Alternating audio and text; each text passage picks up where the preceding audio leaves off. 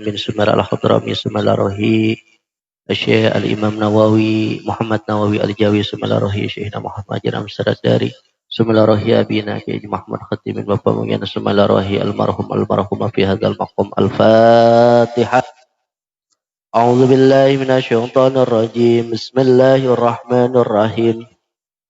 Alhamdulillahi rabbil alamin arrahmanir rahim maliki yaumiddin. Iyyaka na'budu wa iyyaka nasta'in ihdinas siratal mustaqim siratal ladzina an'amta 'alaihim ghairil maghdubi 'alaihim waladdallin. Amin. Bismillahirrahmanirrahim. Alhamdulillahilladzi bi ni'matihi tatimmus shalihat. Wassalatu wassalamu ala sayyidina wa nabiyyina wa maulana Muhammadin Sayyidil makhluqat wa ala alihi wa sahbihi walladzina jahadu fi sabilihi ila yaumil ma'ad. Amma ba'du fa inna asdaqal hadisi kitabullahi ta'ala wa khairal hadi hadi sayyidina Muhammad sallallahu alaihi wasallam wa sharral umuri muhdatsatuha wa kullu muhdatsatin bid'ah wa kullu bid'atin dhalalah wa kullu dhalalatin finnar. Qalu subhanaka la ilma lana illa ma 'allamtana innaka antal alimul hakim. Sadaqallahul aliyyul azim wa balagha rasuluhun nabiyul habibul karim wa nahnu ala dzalika minasyahidina wasyakirina walhamdulillahi rabbil alamin. Qala al-musannifu rahimahullahu ta'ala wa nafa'ana bihi wa bi ulumihi wa bi barakati fi dharain amin. Faslun syurutus sholati samaniyatun. Ini suatu pasal, syarat sholat itu ada 8. Pada malam hari ini kita membahas tentang syarat-syarat sholat. Di mana syarat ini merupakan sebuah pekerjaan yang dilakukan di luar sholat dan sifatnya itu dawam. Sifatnya itu terus menerus. Jadi kalau kita sholat, sebelum melakukan sholat ada beberapa hal yang wajib kita lakukan dan sifatnya itu terus menerus sampai sholat itu selesai. Ya, sama halnya kalau kita mau melamar pekerjaan. Kalau kita mau melamar pekerjaan, kira-kira ada syaratnya nggak tuh? Ada. Pertama ada ijazahnya, bikin SKCK, bikin surat kesehatan, ya, dan lain sebagainya. Sama halnya ketika kita mau melakukan ibadah sholat. Sebelum kita melakukan ibadah sholat, kata musonib di sini ada 8 hal yang menjadi kewajiban kita sebelum melakukan ibadah sholat. Yang pertama adalah taharatul hadatsain, suci daripada 2 hadas, baik hadas kecil maupun hadas besar. Hadas kecil itu kalau misalnya kita kencing, kita nggak punya wudu, itu namanya hadas kecil. Begitu juga hadas besar. Ya. Jadi kalau kita punya hadas besar, ini tidak diperbolehkan untuk melakukan ibadah sholat. Yang kedua adalah wattaharatu anin najasati fi thawbi wal badani wal makani. Yang kedua suci dari najis, baik itu di pakaian, di badan dan di tempat. Jadi kalau kita sholat, kita harus cek dulu nih terlebih dahulu. Apakah di badan kita, pakaian maupun tempat kira-kira ada najis atau tidak. Maka di sini kata Imam Nawawi al-Jawi mengatakan bahwa wa'lam anna najasata ala arba'ati aksamin. Ketahuilah olehmu bahwa najis itu ada 4 bagian. Yang pertama, ismun la yu'fa anhu fi thawbi wal ma'i.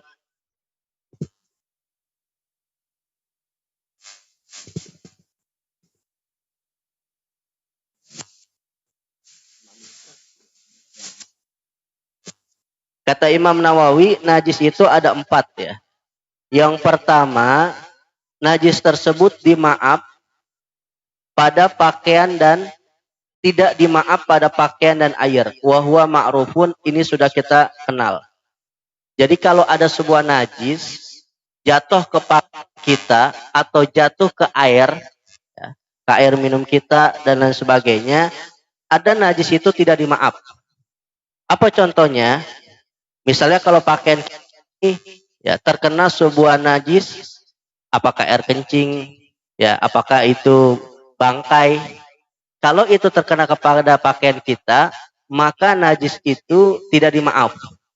Sama halnya kalau misalnya kita punya air yang buat kita minum kejatuhan najis, maka najis tersebut tidak dimaaf.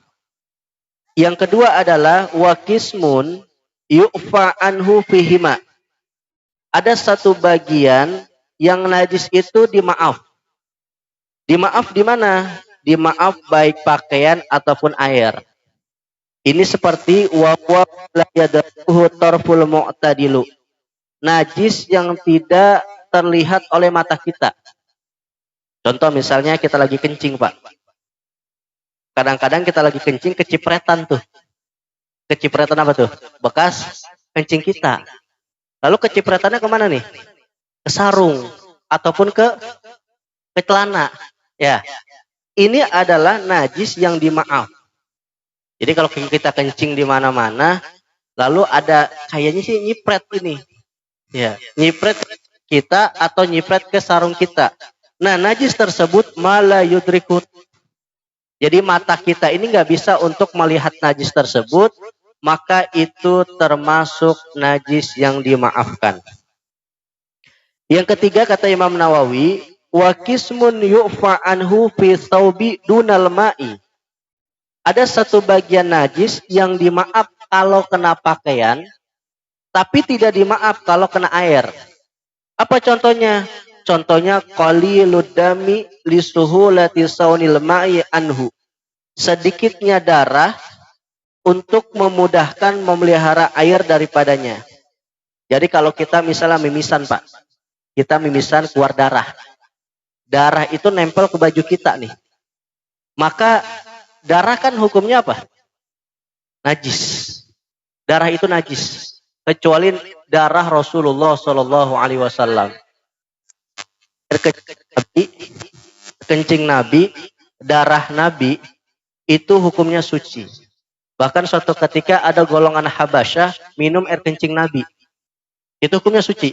Karena Rasulullah Shallallahu Alaihi Wasallam beliau ini memiliki sebuah keistimewaan yang luar biasa. Bahkan ketika Rasul sedang BAB itu enggak kayak kita. Kalau kita BAB yang nyaplok apa? Lele. Ya. Tapi kalau Rasulullah yang makan kotorannya itu bukannya lele, tanah. Jadi ketika Rasulullah itu BAB, langsung tanah terbuka, langsung tertutup lagi. Hilang. Ya. Maka ketika Rasul sedang kencing, ada golongan Habasyah, dia minum air kencing Rasulullah, dan pada saat itu air kencing Nabi tidak dikatakan najis. Berbeda dengan kita. Ada salah satu kitab bernama Khosais Ummatil Muhammadiyah. Yang ngarang adalah Sayyid Muhammad bin Alawi bin Maliki Al-Hasani. Dalam kitab beliau diceritakan tentang beberapa keutamaan umat Rasulullah Shallallahu Alaihi Wasallam. Di antaranya, kalau umat-umat terdahulu ketika kena najis itu pakainya dibuang, Pak. Bukan dicuci pakai air. Jadi kalau misalnya kita ke kompolan kencing bocah, kalau kita kan dicuci pakai air tuh bersih lagi. Kalau ini mah enggak, disuruh dibuang. Jadi kalau misalnya kain kita kena najis, buang. Baju kita kena najis, buang. Coba kalau syariat itu diterapkan kepada umat Rasulullah. Kita kagak punya baju. Habis baju kita. Dikit-dikit kena kompol bocah dibuang. Dikit-dikit kena kompol bocah dibuang. Ini keistimewaan umat Rasulullah Shallallahu Alaihi Wasallam. Bukan itu saja. Umat-umat terdahulu, kalau istrinya sedang mengalami haid, itu tidak diperbolehkan makan dan minum. Bahkan tidur dalam satu kamar tidur, satu ranjang itu nggak boleh. Kalau perempuannya sedang haid, kalau istrinya sedang haid. Tetapi keutamaan umat Rasulullah Shallallahu Alaihi Wasallam, ketika istri sedang haid boleh makan, boleh minum, bahkan boleh tidur bareng. Yang tidak diperbolehkan adalah jima. Ya, coba kalau kita masih menggunakan syariat terdahulu. Ya, jadi kalau misalnya istri kita sedang haid, kita keluar. Yang ada kita tidurnya di masjid mulu. nggak di rumah-rumah, makan di luar mulu, minum di luar mulu, gitu. Maka umat-umat Rasulullah adalah umat yang paling istimewa, umat yang paling beruntung dibandingkan dengan umat-umat yang lain. Dan banyak lagi dalam kitab itu dikatakan khosais umatil Muhammadiyah, keistimewaan umat Muhammad Rasulullah Shallallahu Alaihi Wasallam. Jadi yang pertama, ada najis tidak dimaaf, baik kena pakaian maupun kena air. Tadi itu ada bangkai, tikus, kena pakaian kita, maka wajib kita cuci. Ada bangkai tikus kena air, wajib kita buang. Itu yang pertama, enggak dimaaf. Yang kedua adalah ada najis yang dimaaf apabila kena pakaian ataupun kena air. Najis apa? Najis yang kagak kelihatan dengan mata kita. Tadi saya katakan ada orang yang kencing, kecipretan tuh. Kecipretan celana kita. Kalau memang itu sedikit, tidak terlalu, kalau kan kita bisa membedakan antara banyak apa enggak. Kalau kita kencing di baju orang ya ketahuan banyak. Ini cuma kecipretan doang. Karena itu tidak bisa ditangkap oleh mata kita, maka itu dimaaf. Begitu juga kalau kita kencing, misalnya sampingnya ada ember, ada bak, kadang-kadang kecipretan tuh ya, maka itu juga dimaaf. Yang ketiga adalah kismun yu'fa anhu fi thawbi dunal ma. Ada satu bagian najis yang dimaaf kalau kena baju, kena pakaian kita, tapi kalau kena air kagak, nggak dimaaf. Apa contohnya? Darah tadi. Darah itu hukumnya najis, kecuali darah Rasulullah Shallallahu Alaihi Wasallam. Jadi kalau kita sedang sholat mimisan, lalu kena baju kita, bagaimana hukumnya? Maka darah tersebut hukumnya tidak najis. Itu dianggap sebagai yu'fa. Kecuali kalau darah itu jatuhnya ke air. Airnya kurang dari 2 kulah. Kejatuhan darah, kejatuhan najis. Berubah tidak berubah, airnya menjadi najis. Tapi kalau ada orang sholat mimisan, darahnya jatuh kemana? Ke baju. Itu namanya yu'fa, kata Imam Nawawi. Najis itu dimaaf. Atau misalnya orang lagi jerawatan, orang lagi bisulan, di pantat biasa itu ya. Ya, lagi kita duduk, ternyata meletus tuh bisul kita, kan keluar apa tuh? Keluar darah. Nah, bagaimana hukum sholat kita? Hukum sholat kita ma'fun. Karena najis, darah yang keluar dan terkena baju kita itu ma'fun. Tapi kalau kena air, itu enggak. Tetap air kita kena najis. Wa min hadzal qismi atharul istinja fayufa anhu fil badani wasaubi. Dari ini bagian pula bekas istinja. Ini kita istinja, Pak. Habis kita kencing biasanya ada yang keluar. Keluar kemana tuh? Kesempak. Dia tes misalnya, netes ke kedalaman kita. Ya, kita lagi kencing misalnya kadang-kadang ada yang kurang tiris tuh. Lalu air tersebut bekas istinja, misalnya ada sedikit yang kena ke dalaman kita. Bagaimana hukumnya? Itu ma'fun. Itu dimaaf. Baik itu kena pakaian maupun kena badan. Bekas istinja, udah selesai istinja, udah kita istibro, udah kita dehem, udah kita bersihin, lalu ada yang keluar dikit misalnya. Itu ma'fun namanya. Ya. Itu ma'fun. Bekas istinja, air yang bekas istinja itu ma'fun fil badan wasaub. Di badan kita dan pakaian kita. Dunal ma, tidak dengan air. Misalnya di bawah ada air nih, Pak. Kita istinja nih. Air dari kita bekas bersihin kemaluan kita jatuhnya ke ember. Maka embernya itu tidak lagi suci dan mensucikan. Kenapa? Karena ketetesan benda yang najis. Jadi yang dimaaf itu apabila kena pakaian, apabila kena badan kita, tapi tidak dimaaf apabila kena air. Yang keempat, kata Imam Nawawi, yu'fa anhu fil ma duna thawb. Dimaaf pada air, najis itu kalau kena air nggak apa-apa, tapi kalau kena pakaian wajib untuk dicuci. Apa contohnya? Wahwal maitatu allati la damalaha sailun. Yaitulah bangkai yang tidak ada darahnya. Apa saja binatang yang tidak ada darahnya? Ada semut, nyamuk. Nyamuk ada darahnya nggak? Nggak ada ya? Hah? Itu mah bukan darah nyamuk. Darah orang yang dihisap sama nyamuk. Ya enggak? Kutu. Kutu apa tuh? Kutu rambut. Kita tindes. Ada darahnya enggak? Keluar darah ya? Tapi itu kutu bukan semata-mata darah kutu. Itu kutu ngambil dari darah manusia. Itu semut. Ya, di sini lagi al-kumal ya. Al-kumal. Ya, ada semut, ada nyamuk gitu ya. Ada lagi coa. Coa ada darahnya enggak coa? Hah? Enggak ada ya? Jadi bangkai-bangkai yang tidak ada darahnya, kalau misalnya dia kena air, nih, misalnya air kita nih, lagi minum ada semut. Biasanya kita nih kopi atau teh, ya, kopi atau teh pagi-pagi. Kita nggak tahu ini, kita taruh aja tuh gula tuh, kita aduk. Ternyata ada semutnya. Bagaimana nih? Apakah air kita buang atau kita minum? Kita minum nggak apa-apa, karena semut itu bangkai yang dimaaf.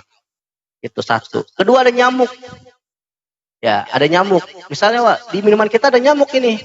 Ada bangkai nyamuk. Bagaimana hukumnya? Nyamuknya dibuang, airnya kita minum. Kalau ada cowok mungkin geli juga kita. Kalau cowok mau kegedean kayaknya. Kalau ada semut, ada nyamuk, nggak apa-apa. Iya. Kalau pada minggu yang lalu kita ngomong masalah laler ya. Kalau laler emang ada hadisnya. Laler itu sebelah sayapnya mengandung obat, sebelah kirinya itu sebelah kanan atau kirinya ada mengandung obat, ada yang mengandung racun, ada mengandung penyakit.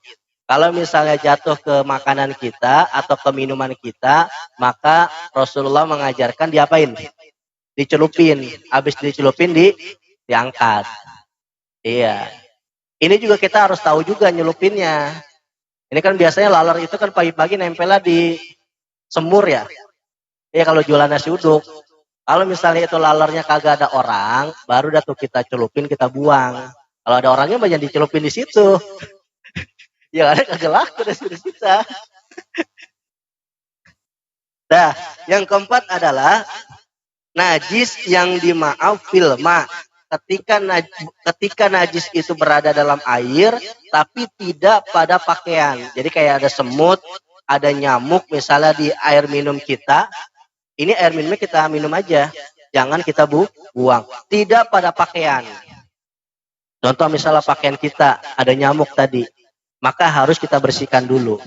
Karena itu hanya dimaaf fil ma, tapi tidak pada air. Inilah 4 najis kata Imam Nawawi. Ada najis yang dimaaf baik di pakaian maupun di air. Ada najis yang dimaaf di keduanya. Ada najis yang dimaaf di pakaian saja. Tapi kalau kena air dia kagak dimaaf. Ada najis yang dimaaf pada air saja, tidak pada pakaian. Inilah yang banyak kita praktekkan, yang banyak terjadi pada kehidupan kita. Mungkin 2 ya. Mungkin 2 hal ini, sampai sini ada yang bertanya?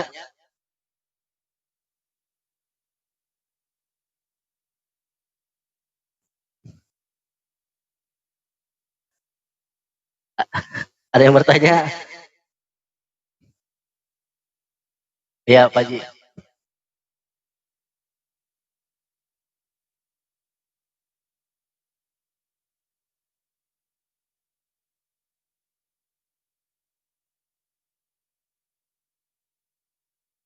Ya. Jadi kalau tadi misalnya darah itu ya qaliludam, darah yang sedikit termasuk najis yang dimaaf di pakaian tapi tidak di air. Jadi kalau kita misalnya tidur, lalu misalnya kita digigit nyamuk, lalu berdarah tuh, kena baju kita. Sebetulnya tadi saya katakan, baju kita langsung pakai sholat juga nggak apa-apa. Karena emang termasuk najis yang dimaaf. Gitu. Apalagi tadi kita sudah berusaha untuk diapain? Dicuci, lalu memang bekasnya masih ada. Nah, itu ma'fun. Itu apalagi gitu. Jadi insya Allah sholat kita bisa sah. Ya, satu lagi. Wasaturul aurat. Selanjutnya adalah yang menjadi syarat sholat menutup aurat. Aurat kita dari mana, Pak? Laki-laki. Baina surah warukbah. Di antara pusar dan dengkul. Dan dengkul kita. Kira-kira pusar itu masuk aurat nggak? Dengkul kita masuk aurat nggak? Itu ada daun jendela tuh. Yang namanya daun jendela yang bisa dibuka, apa itunya juga tuh masuk tuh? Bang, coba jendela gonoin dah. Nah, yang dimasuk jendela itunya doang tuh, apa pinggirnya juga termasuk jendela itu? Ini Mang Ucung ini lebih paham. Ya, jendela itu yang dimaksud dengan jendela mana? Apakah yang tadi itu yang bisa dibuka itu atau pagarnya apa namanya? Apa ini namanya? Kusennya itu termasuk jendela. Maka ulama fikih mengatakan yang namanya aurat laki-laki ma baina surrah wa rukbah, ya ma baina surrah wa rukbah, yang dimaksud adalah baina surrah wa rukbah. Maknya tidak termasuk. Jadi pusar itu enggak termasuk aurat. Jadi di bawah pusar, di atas lutut, di antara surah dan rukbah. Jadi pusar tidak termasuk aurat, dengkul tidak termasuk aurat. Nah, itulah yang dikatakan oleh ya dalam kitab Fathul Qorib bahwa keduanya tersebut tidak dalam kategori aurat. Jadi kalau orang sholat pusarnya itu misalnya kelihatan, itu belum membatalkan sholat. Kalau dengkulnya sedikit kelihatan, belum membatalkan sholat. Gitu. Kenapa? Karena ma baina surah wa rukbah. Orang nyebut daun jendela. Yang namanya daun jendela itu tuh. Ma baina ini dengan ma baina ini. Maka yang dimaksud dengan daun jendela itu tuh, cuma daun jendelanya doang. Ini mah kusen nih. Kusen penunjang daripada jendela. Ini kita katakan pusar, ini kita katakan lutut. Yang auratnya itu tuh, yang tengah-tengah tuh. Ya, nah, itu analogi sederhana dengan kalimat ma baina surah wa rukbah. Kalau nanti ada bahasa Arab juga ketika mendefinisikan muka. Muka itu ada dari segi tulan, ada segi ardon. Muka kita ini ada segi panjang, ada dari segi lebar. Kalau lebar itu ma baina uzunaini, di antara dua kuping. Maka kuping ini masuk bagian muka atau masuk bagian luar muka. Maka sebagaimana ma baina surah wa rukbah, telinga ini bukan bagian muka. Maka telinga ini termasuk bagian kepala.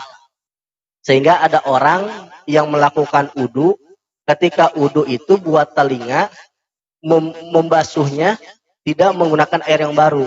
Jadi ketika dia membasuh kepala, langsung ke telinga. Apa alasannya? Karena telinga bukan bagian muka. Telinga ini bagian kepala. Maka takrif daripada muka ini adalah ma baina udzunain. Di antara dua telinga. Telinganya masuk enggak? Itu enggak. Gitu. Nah, itu sebagian perbandingan antara definisi yang dikatakan oleh ulama tentang mengenai aurat. Ya, insya Allah nanti kita kelanjutkan syarat-syarat sholat itu diantaranya istiqbalul kiblah. Kita menghadap ke arah kiblat. Ada pertanyaan, Pak?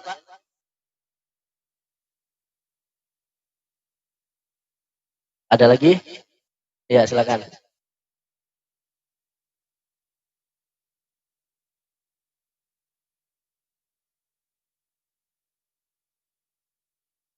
Itu kan tadi saya bilang, aurat laki-laki semana?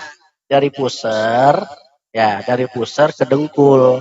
Jadi kalau orang misalnya pakai baju misalnya tadi itu, ininya bolong nih, ya ininya bolong, itu nggak apa-apa. Asal jangan bagian dari pusar ke bawah. Kalau pusar ke bawah itu kelihatan, maka bisa membatalkan ibadah sholat. Karena yang namanya syarat itu di luar pekerjaan dan sifatnya dawam. Sifatnya terus menerus. Jadi kalau misalnya robeknya di bagian sini nih, Ya, itu baru bisa membatalkan sholat. Tapi kalau misalnya robeknya cuma di lengan, cuma di mana? Di baju nggak apa-apa. Orang sholat pakai kaos kutang juga nggak apa-apa. Cuman ilok, ya ada apa enggak. Dan kondangan aja rapi. Dan sholat pakai kaos oblong doang kan gitu. Ya, hanya adab saja. Ada lagi? Ya kalau nggak ada.